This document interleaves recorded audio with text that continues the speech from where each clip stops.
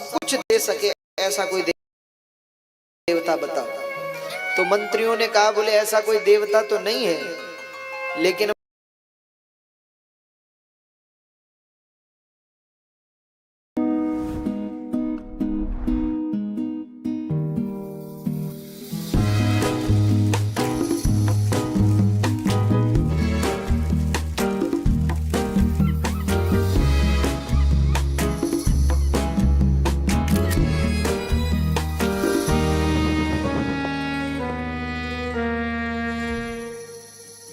presenting the Realme 12 Pro Series 5G.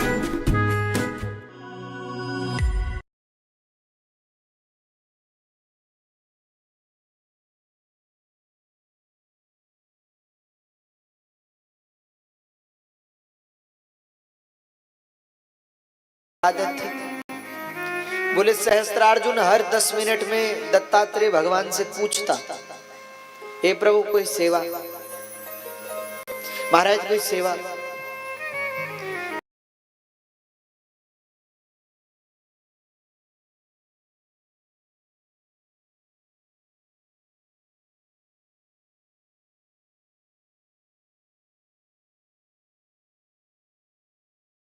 Minute में पूछता है कोई सेवा कोई सेवा।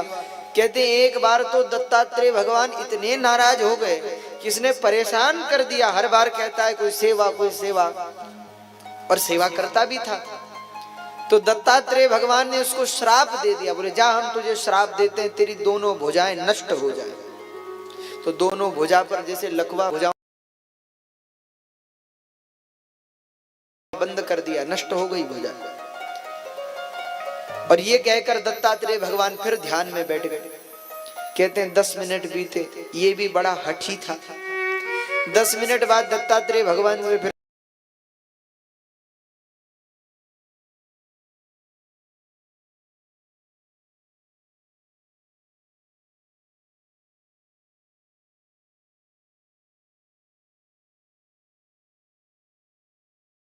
बोला महाराज कोई सेवा।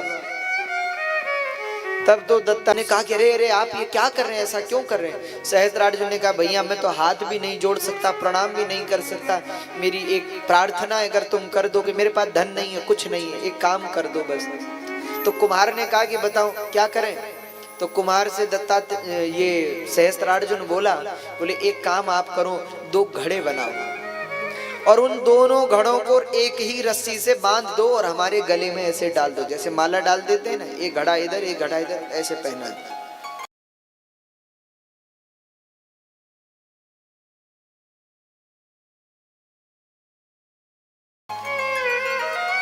तो कुम्हार ने कहा ठीक है। कुम्हार ने 2 घड़े बना दिए, ऊपर से बांध दिए और उसके गले में पहना दिए। अब वो गया महाराज नदी में और गले से भरा उसने पानी जैसे तैसे घड़ों में, और फिर गले से जैसे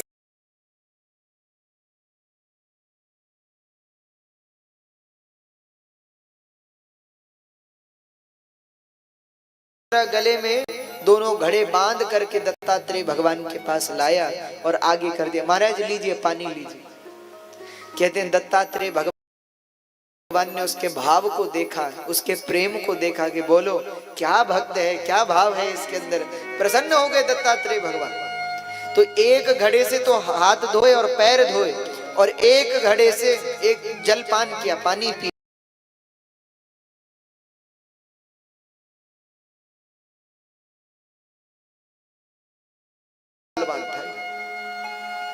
लेकिन आज भगवान परशुराम जी कह रहे हैं, बोले जैसे मैंने उस सहस्त्रार्जुन के संपूर्ण कुल सहित उसका सर्वनाश किया, हे राम सुनहु राम जी शिव धनु तोरा, सहस बाहु समसो रिपुमो। जिसने ये धनुष तोड़ा है वो भी सहस्त्रार्जुन की तरह मेरा शत्रु है परशुराम जी को। अच्छा परशुराम जी तो क्रोध में बोल रहे, राम जी प्रेम से बोल रहे, लक्ष्मण जी से देखा नहीं गया। लक्ष्मण जी परशुराम जी से कहते हैं बहु धनु ही तोरी लरिकाई। बचपन में तो हमने महाराज एक बात पूछनी थी। लक्ष्मण जी बोले, परशुराम जी बोले बोलो। लक्ष्मण जी बोले महाराज एक बात बताओ, बचपन में हमने बहुत धनुष तोड़े पर कभी कोई नहीं आया कि धनुष क्यों तोड़ा। आज धनुष टूट गया तो आप आ गए कि क्यों तोड़ा धनुष महाराज। परशुराम जी क्रोधित होकर के बोले, रे नृप बालक काल बस बोलत तो ही न संभार। अरे मूर्ख, अरे राजा के लड़के, वाणी संभाल कर बोल, तू जानता नहीं है। अरे धनुष ये कोई सामान्य धनुष नहीं था, हमारे गुरुदेव भगवान शंकर का धनुष था। कहते हैं लक्ष्मण जी बोले वो तो ठीक है महाराज, लेकिन प्रभु ने इसे तोड़ा थोड़े, छुआ और छुए तो पुराना धनुष था, टूट गया। अब इतना दुख क्यों करना महाराज, इतना नाराज क्यों होना, हम आपके लिए नया बनवा देंगे, आप चिंता मत करो। कहते हैं लक्ष्मण जी बड़ी चर्चा करते हैं, पर परशुराम जी को बड़ा क्रोध आता है कि ये बालक बोल क्या रहा है। जनकपुर के लोग कहते हैं भैया ये बालक दिखने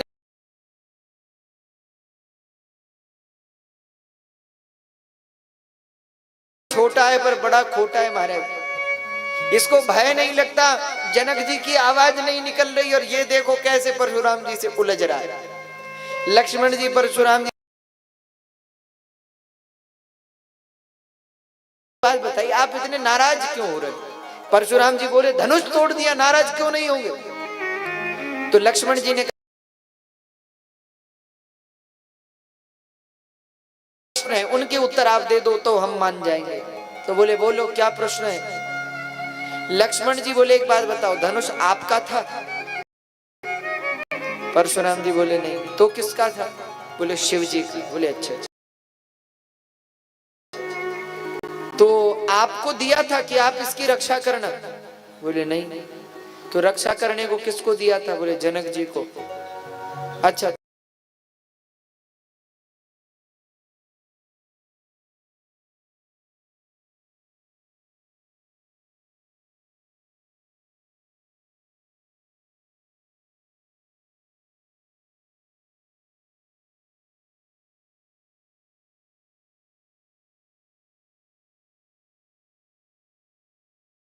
लक्ष्मण जी बोले जब न धनुष आपका न धनुष की जिम्मेदारी को कोई समझाओ, आज ये बालक मारा जाएगा मेरे हाथों से।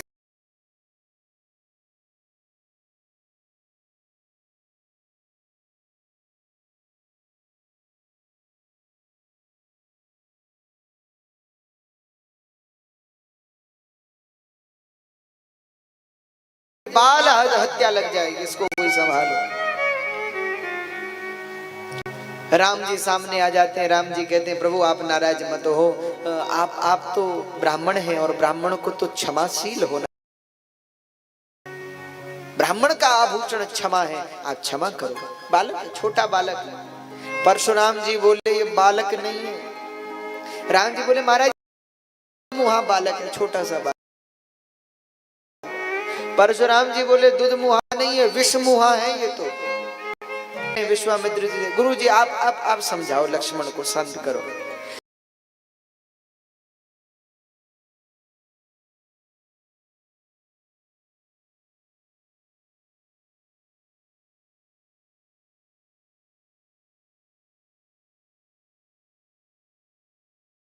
वहां में नाटक करने वालों को पैसे देकर बुलाते हैं।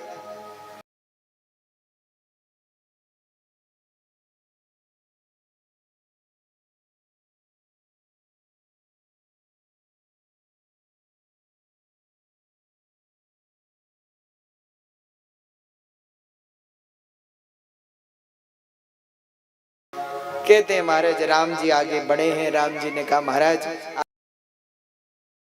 आप शांत होइए, शांत होइए, आप तो संत हैं, ब्राह्मण हैं और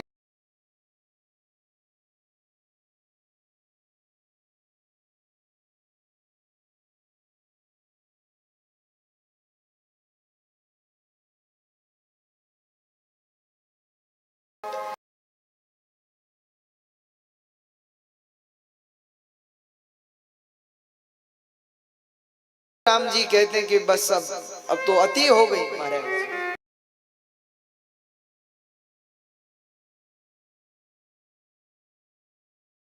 संवाद चल रहा है पर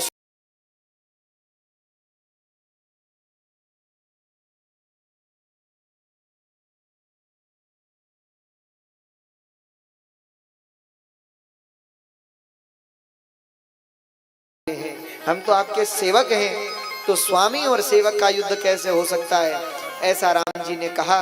और कहते हैं जब राम जी कह रहे थे तो राम जी ने जो पीतांबर पहना था वो थोड़ा सा हिला हवा से, और भृगुलता का चिन्ह, श्रीवत्स का चिन्ह परशुराम जी।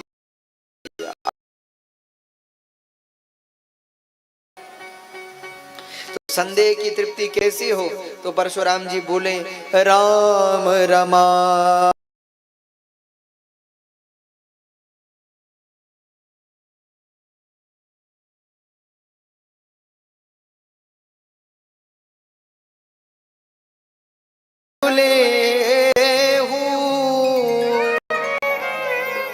खेचहु मिटे मोर संदेहु।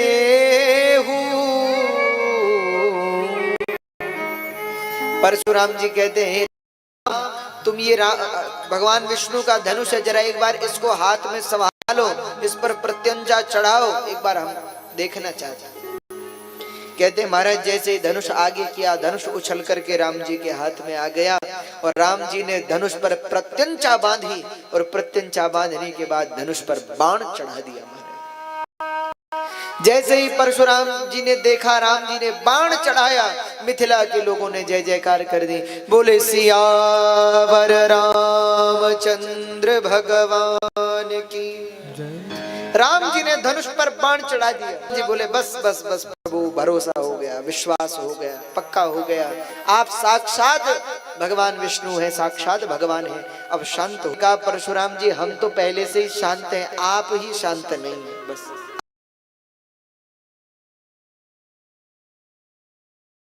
जी ने भगवान से कहा प्रभु अब ये धनुष उतार दो, बाण उतार दो। राम जी बोले पर एक समस्या है।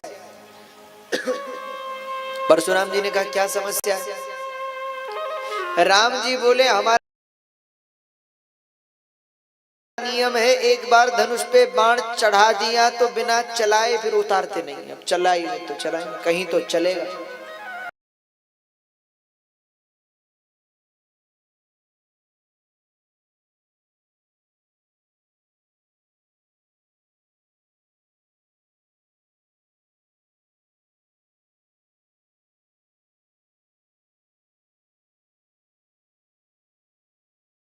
आप पे चलाएं किन राजा लोगों पे चलाएं, किस पे चलाएं? बोल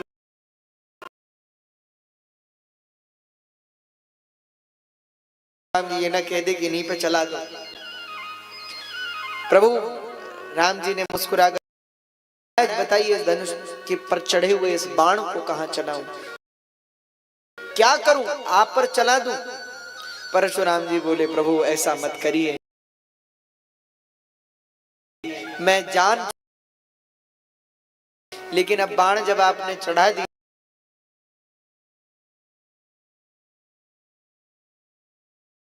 तो अब एक काम करिए, मैंने आज तक जितना तप किया, मेरा जितना पुण्य है, उस पुण्य को आप इस बाण से नष्ट कर दीजिए। कहते हैं तब राम जी ने अपने बाण से परशुराम जी की तपोबल को नष्ट किया है, और न केवल तपोबल को नष्ट, अभिमान को भी भगवान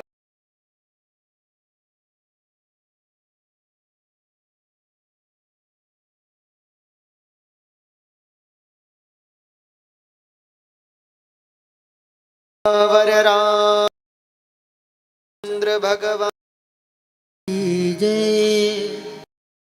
तो यहाँ परशुराम जी महाराज ने राम जी को प्रणाम किया, विदाई ली है। तब तो कल भी आपने और हमने कथा सुनी, अयोध्या में दूत गया, अयोध्या से बारात आई है। आहा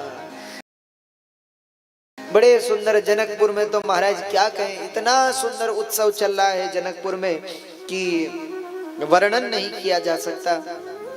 सखियां गा रही हैं जानकी जी के विवाह में, और सब सुंदर सब भूषण धारी, कर सर चाप तून कटी भारी। जनकपुर के लोग कह रहे वाह वाह, देखो कितनी सुंदर बारात है, सब सुंदर ही सुंदर है, राम जी सुंदर है, सुंदर बारात आई है। यहाँ राम जी ने विश्वामित्र जी से कहा महाराज यदि आज्ञा हो तो हम पिताजी से मिल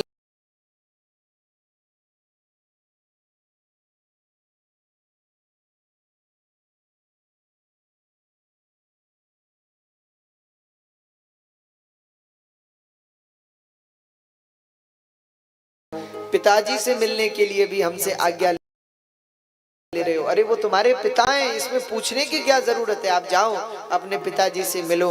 लेकिन राम जी बोले, हे महाराज, जिस दिन हमारे पिताजी ने हमें आपके साथ भेजा था, उस दिन हमसे कहा था, बोले आज से हम तुम्हारे पिता नहीं है, विश्वामित्र जी तुम्हारे पिता हैं, क्या देंगे तब हम पिताजी से मिलेंगे। तो विश्वामित्र जी ने कंठ से लगा लिया राम जी को। अरे वाह, हमारे प्रभु कितने मर्यादित हैं। यहाँ राम जी, लक्ष्मण जी, शत्रुघ्न जी, भरत जी से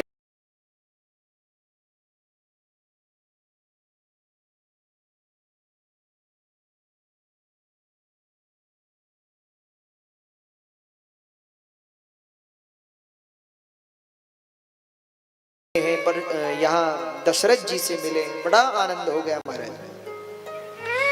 यहाँ सतानंद अरु विप्र सचिव गण मागध सूत विदुष बंदी जन।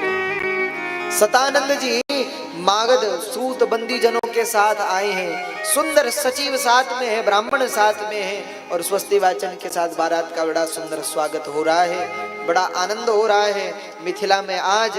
और कहते हैं मिथिला में आज तो बड़े बड़े देवी देवता सब शरीर धारण करके दास दासी बन करके आए हैं। साक्षात पार्वती जी, सरस्वती जी, लक्ष्मी जी दासी बन करके, सेविका बन करके, सखियां बन करके जानकी जी के साथ खड़ी हैं। बड़े बड़े देव देवता राम जी के विवाह में आए हैं। हमारे महादेव भगवान का विवाह देख रहे हैं, देवता भगवान का विवाह देख रहे हैं। कहते हैं आकाश में अप्सरा नृत्य कर रही है, गंधर्व गा रहे हैं, चारों ओर जय जयकार हो रही है और सुंदर यहाँ विवाह हो रहा है। तब राम जी ने कहा है, बोले हम अकेले विवाह नहीं करेंगे, हमारे साथ हमारे भाइयों का विवाह हो तो आनंद हो। कहते हैं सतानंद जी और वशिष्ठ जी, विश्वामित्र जी ने चर्चा की है। और यहाँ जो कुशध्वज जी की भी जो दो पुत्रियां हैं और जनक जी की भी दो पुत्रियां हैं। जनक जी की दो पुत्रियां हैं, जानकी जी और कुशध्वज जी की दो पुत्रियां हैं, मांडवी जी और श्रुतकीर्ति जी। अब सुंदर विवाह होने लगा। जानकी जी राम जी के वाम भाग में विराजी, उर्मिला जी लक्ष्मण जी के साथ विराजी, मांडवी जी भरत जी के साथ विराजी और श्रुतकीर्ति जी शत्रुघ्न जी के साथ विराजी। यहाँ सुंदर विवाह हो रहा है।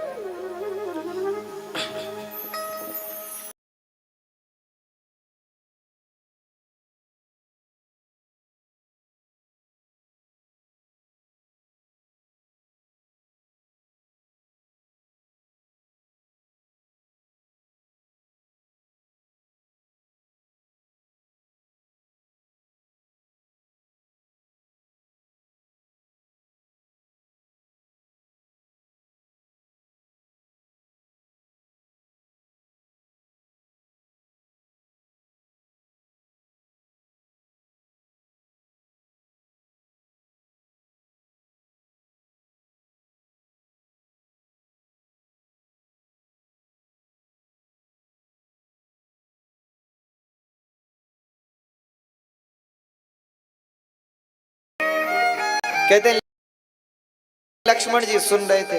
लक्ष्मण जी बोले,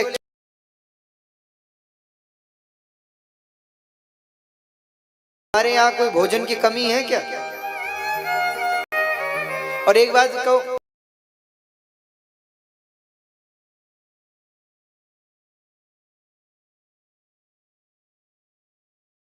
कि राम जी कितने कमजोर हैं, कितने, तो धनुष किसने तोड़ा? तुम्हारे पिताजी ने। हाँ? अरे जिस धनुष को बड़े बड़े राजा नहीं उठा सके, भूप 10,000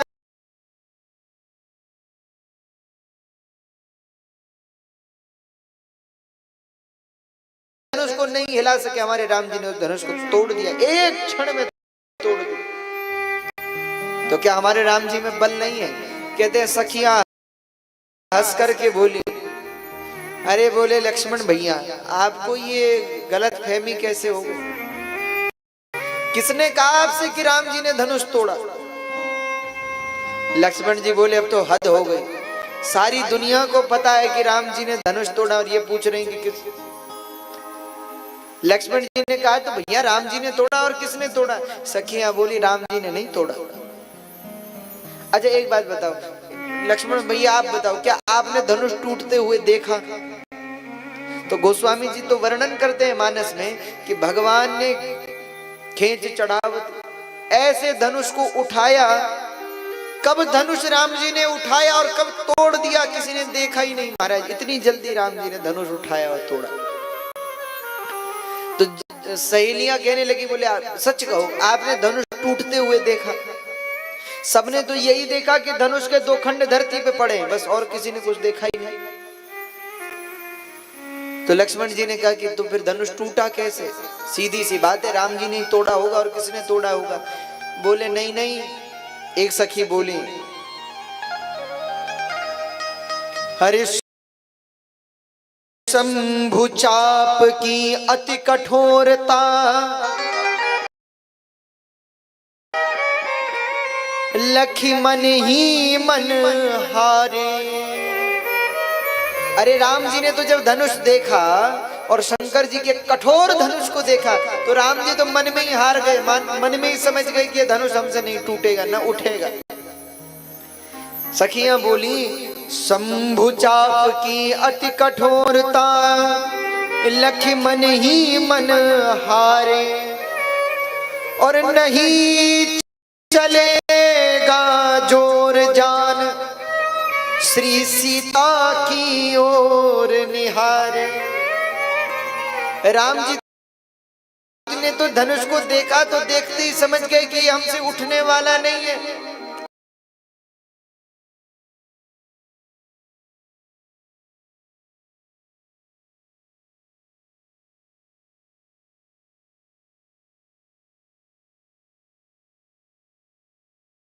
मन में ही राम जी ने हार मान ली, इसलिए राम जी ने हमारी जानकी जी की ओर देखा। इसलिए नहीं चलेगा जोर जान, श्री सीता की ओर निहारे। तो जब जानकी जी की ओर देखा ना तो राम जी तो हार गए थे, लेकिन ये जानकी जी की कृपा है जो धनुष टूटा है। आप जानते हो जानकी जी ने कितनों से प्रार्थना की? गौरी मैया से प्रार्थना की, शंकर जी से प्रार्थना की, गणेश जी से प्रार्थना की। अरे भैया धनुष से तक प्रार्थना की कि उठ जाना, इनसे नहीं उठोगे। सखियां चिढ़ाती हैं लक्ष्मण जी को, रे बोले ये तो हमारी जानकी जी की कृपा है जो ये धनुष टूटा है।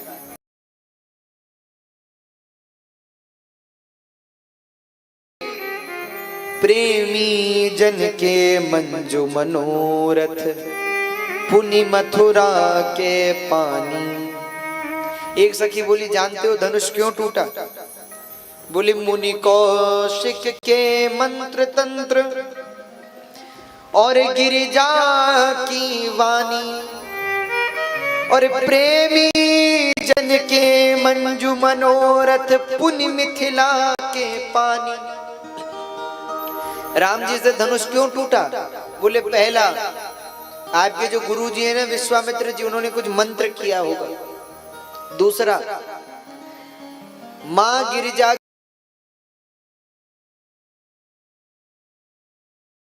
पार्वती जी ने आशीर्वाद दिया था जानकी जी को, तो उनकी वाणी। और तीसरा बोले प्रेमी जन के मंजू मनोरथ, हमने भी प्रार्थना की कि धनुष टूट जाए। और एक सखी तो बोले सबसे मुख्य जो है के पानी। राम जी एक दो दिन मिथिला में रहे ना, तो यहाँ के पानी का चमत्कार है ये। तो मिथिला का पानी पिया तो कुछ शक्ति आई, इसलिए कह रहे हैं यहीं रह जाओ, मत जाओ अयोध्या, क्या करोगे वहां जाके। सखियां महाराज बड़ी राम जी को, लक्ष्मण जी को, हाँ हाँ इतना आनंद हो रहा है। श्री लक्ष्मण जी महाराज के मध्य में बड़ा सुंदर संवाद आया है। संतों ने अपने अनंत भाव इसमें दिए हैं और कहते हैं इसी प्रसंग में, इसी सुंदर वाक्य में, यहाँ सबने भोजन कर लिया और भोजन करने के बारात तैयार हुई है। कहते हैं दशरथ जी रोज कहते हैं जनक जी से, महाराज आज्ञा हो तो अब हम चलें। जनक जी रोज कहते महाराज कोई सेवा में कमी, कोई परेशानी है आपको?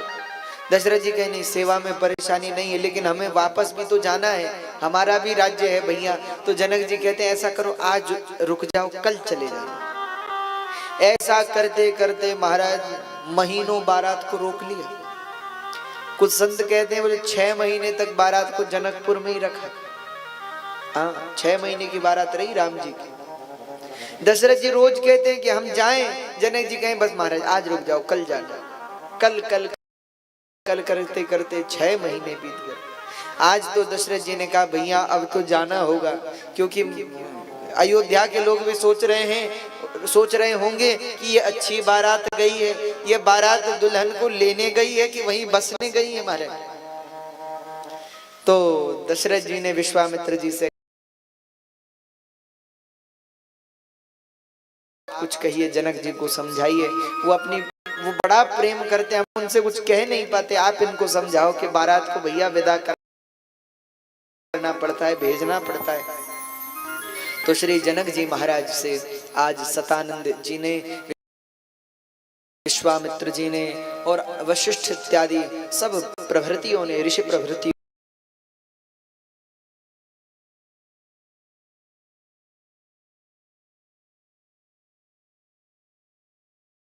कि अब जनक जी आप दशरथ जी को जाने दो, बारात को विदा होने दो। तो जनक जी महाराज तैयार हुए हैं, बारात विदाई के लिए तैयार हुई है। और बारात की सुंदर विदाई पर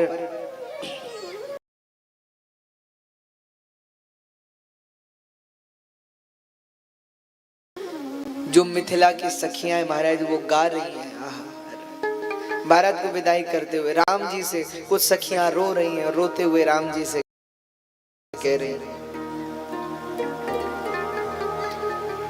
अजय एक बड़ा सुंदर भजन है मैथिली भाषा में। यहाँ की सखियां जो हैं वो राम जी से कह रही हैं, राम जी से कहती है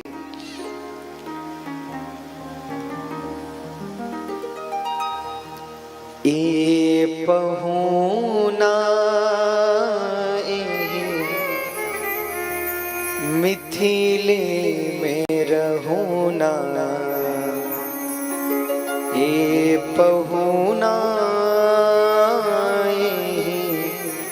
मिथिले में रहूना। अरे जौने सुखवा ससुरारी में, अरे जौने सुखवा ससुरारी, तौने सुखवा कहूना, ए पहुना।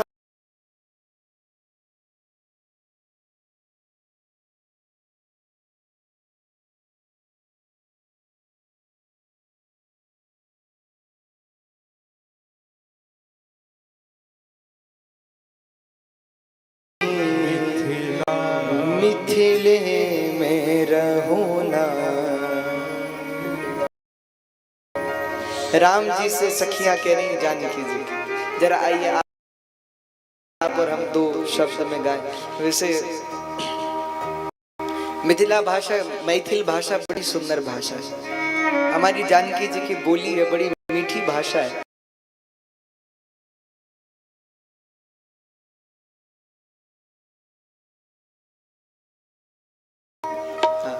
लेकिन थोड़ा बहुत आइए।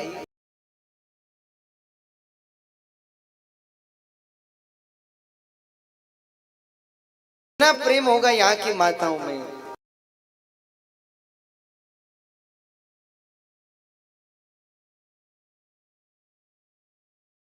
जानकी जी की सखियों में जो राम जी से कह रही कि हे राम जी रुक जाओ, न जाओ अयोध्या, यहीं रह जाओ, क्योंकि हम जानकी जी के बिना नहीं रह सकेंगे, आप ठहर जाओ, यहीं रह जाओ। तो बड़े भाव से, बड़ा प्रेम है मिथिला की धरती पर। तो सखियां कह रही और सखियां गा रही, ए पहुना मिथिले में रहूना, ए पहुना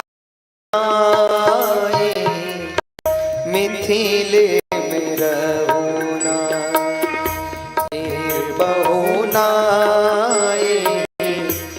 मिथिले में रहूना पहुना मिथिले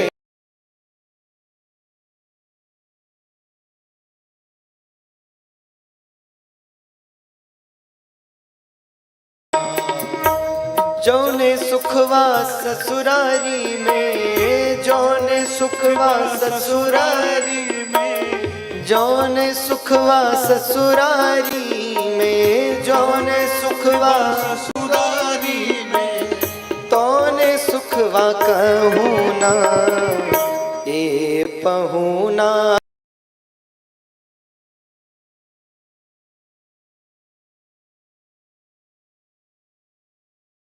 रहूना ए पहुना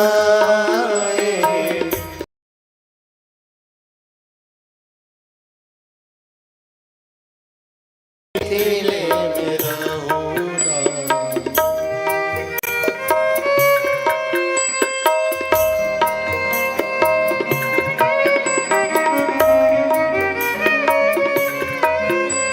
सखियां राम जी से कह रही हैं, प्रभु हमने अपना पूरा बचपन जानकी जी के साथ बिताया है, और भैया बड़ा भावुक पल होता है जब घर से बेटी विदा होती है, और बेटी भी कोई जानकी जी जैसी हो।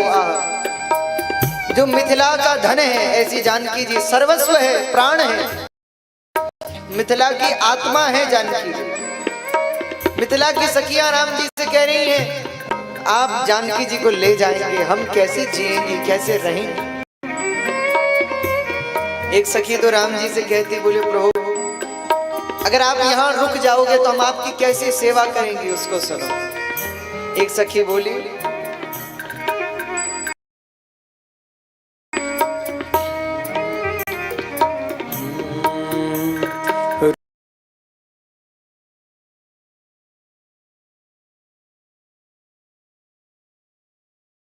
उपटन बल के इतर से नहवाए रोज सवेरे,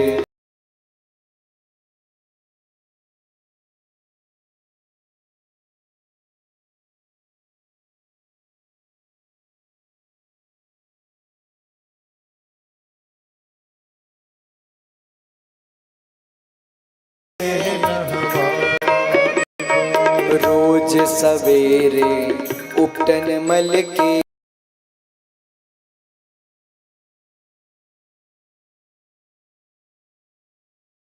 रोज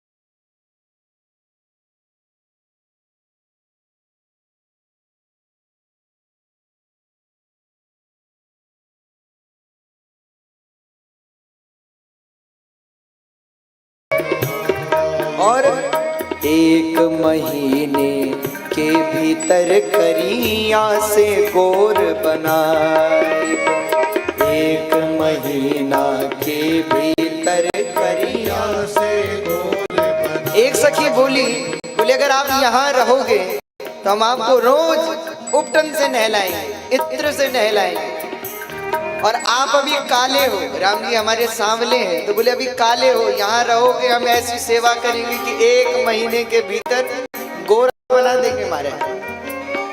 1 महीना के भीतर करिया से गोर बनाएब, 1 महीना के भीतर करिया से गोर बनाएब।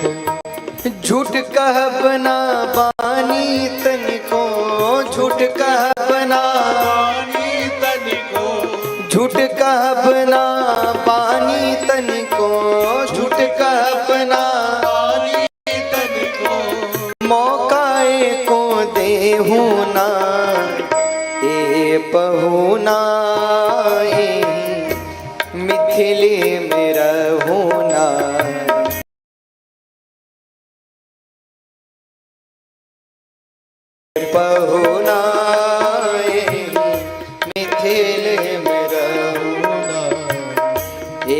पहुना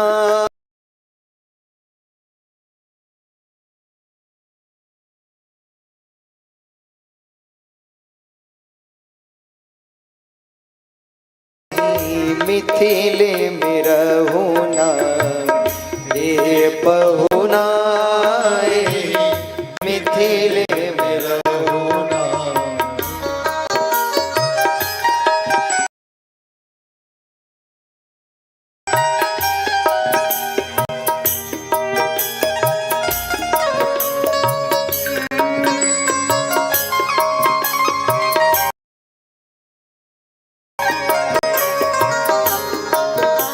सखियां अपने अपने भाव दे रही हैं। कोई कहती है राम जी आप रुक जाएंगे, हम आपकी ऐसी सेवा करेंगे कि अभी काले हो 1 महीने में गोरा बना देंगे। और एक प्रभु एक बार सेवा का मौका तो दीजिए, ऐसी सेवा करेंगे आप अयोध्या।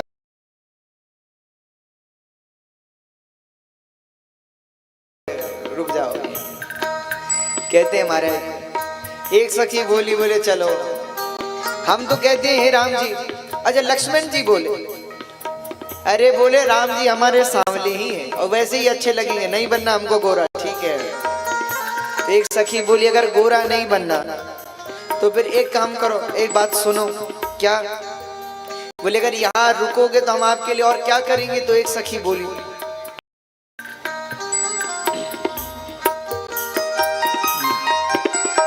नित नवीन मन मन भावन पर सत कंचन थारी। नित नवीन मन भावन व्यंजन पर सब कंचन थारी। नित नवीन मन भावन व्यंजन पर सत कंचन थारी। नित नवीन मन भावन व्यंजन पर सब कंचन थारी। एक सखी बोली, बोले अगर यहाँ रुकोगे तो रोज अच्छा अच्छा भोजन बना करके आपको सोने की थाली में पवाएंगे, खिलाएंगे।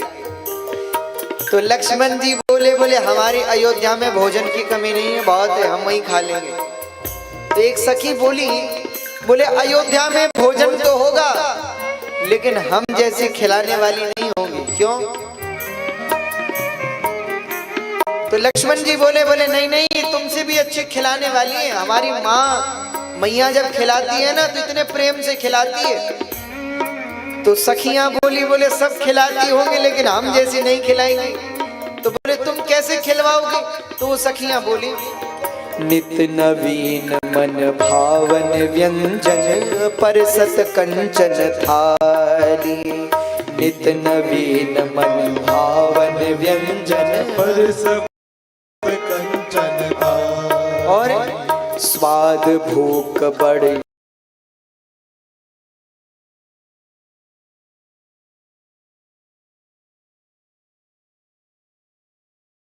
सरहज की गारी। स्वाद भूख बढ़ जाए सुनी सारी सरी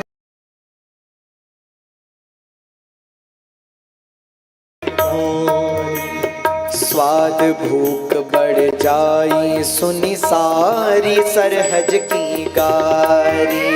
स्वाद भूख बढ़ जाए सुनी सारी सरहज। अच्छा यहाँ की विशेषता क्या है? सखियां बोली विशेषता ये कि भोजन तो अयोध्या में भी मिलेगा लेकिन यहाँ भोजन करोगे तो आपकी भूख बढ़ेगी, स्वाद बढ़ेगा। तो लक्ष्मण जी बोले क्यों? तो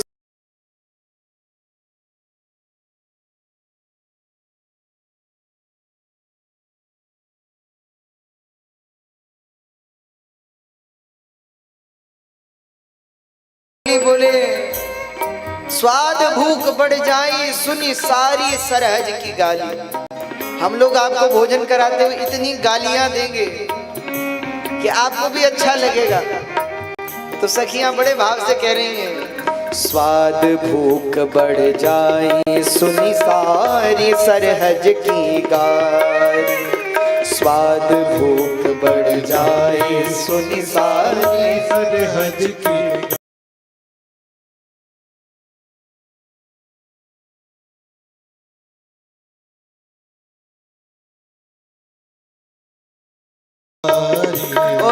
बार बार हम करत चिरोरी, बार बार हम करब चिरोरी, बार बार हम करत चिरोरी, बार बार हम करब चिरोरी, और कुछ ना लेहू ना ए पहुना एही मिथिले में रहुना, ए पहुना एही मिथिले में रहुना, ए पहुना एही मिथिले में रहुना, ए पहुना एही मिथिले में रहुना। अरे जौने सुखवा ससुरारी में, जौने सुखवा ससुरारी की, जौने सुखवा ससुरारी में, जौने सुख बा ससुरारी में, तौने सुखवा कहूँ ना ए पहुना एही मिथिले में रहुना, ए पहुना एही मिथिले में रहुना, ए पहुना एही मिथिले में रहुना, ए पहुना एही मिथिले में रहुना, ए पहुना एही मिथिले में रहुना।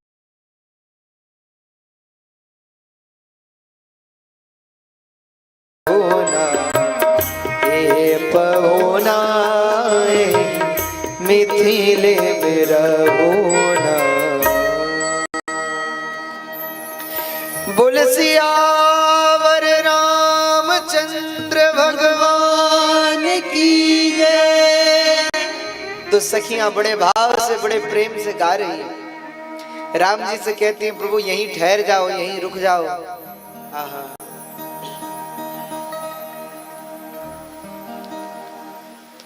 कहते हैं समय बीत रहा है,